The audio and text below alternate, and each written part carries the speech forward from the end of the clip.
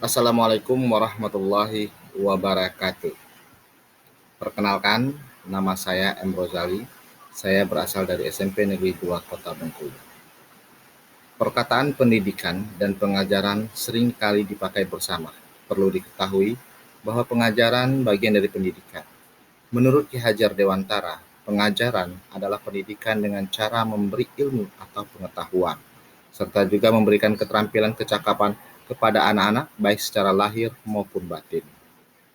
Sedangkan pendidikan adalah menuntun segala kekuatan kodrat yang ada pada anak itu sebagai manusia dan sebagai masyarakat dapat mencapai keselamatan dan kebahagiaan yang setinggi-tingginya.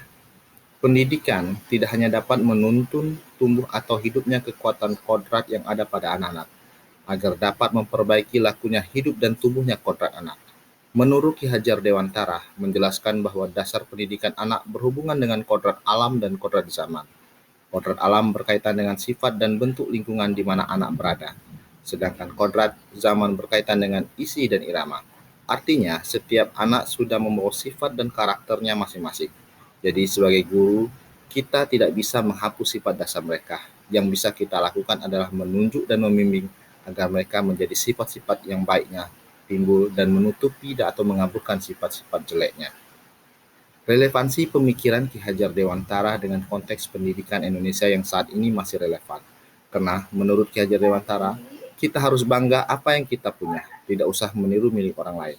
Karena milik orang lain belum tentu pas dan cocok untuk kita. Tetapi kita harus belajar untuk memaksimalkan apa yang kita punya. Menurut saya, konteks pendidikan di sekolah sesuai dengan pemikiran Ki Hajar Dewantara. Karena kita sebagai bangsa Indonesia yang memiliki nilai kultural yang beragam, maka kita tidak boleh meniru mentah-mentah gaya dan budaya pendidikan dari luar. Seharusnya kita boleh meniru tanpa harus menghilangkan budaya bangsa. Seperti kodrat zaman yang bisa diartikan sebagai guru di abad milenial ini tidak terlepas dari kemajuan teknologi. Jika melihat majunya teknologi dari Eropa, kita bisa mengambil sisi positifnya. Karena perubahan zaman sekarang, teknologi sangat luar biasa berkembangnya, maka kita sebagai guru harus membekali keterampilan kepada siswa sesuai zamannya, agar mereka bisa hidup berkarya dan menyesuaikan diri dalam konteks pembelajaran sekarang. Kita harus membekali siswa dengan kecakapan abad 21. Akan tetapi, terlepas dengan kemajuan teknologi yang akan kita tiru, kita tidak bisa melupakan budaya bangsa kita, yaitu budi pekerti. Kita harus menjadi bagian yang tak terpisah dari pendidikan dan pengajaran. Karena kita lakukan sebagai guru, guru harus senantiasa menjadi tauladan yang baik bagi siswa-siswinya dalam mengembangkan budi pekerti.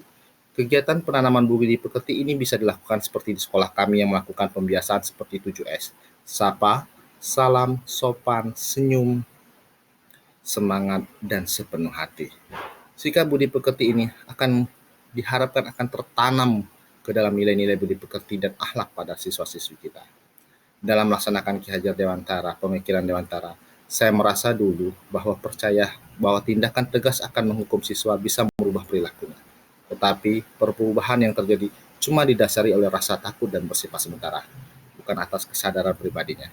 Saya merasa belum sepenuhnya menyadari kodrat alam seorang anak, sehingga sering marah-marah jika melihat siswa bermain-main atau tidak serius dalam belajar.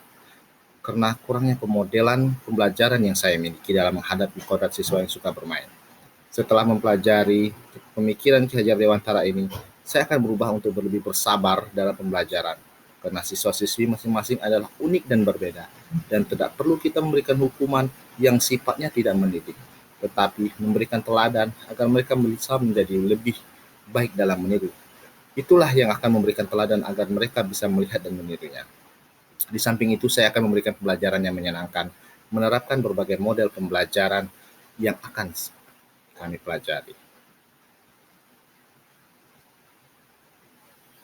Demikianlah dari kami. Wabillahi taufiq wal hidayah. Assalamualaikum warahmatullahi wabarakatuh.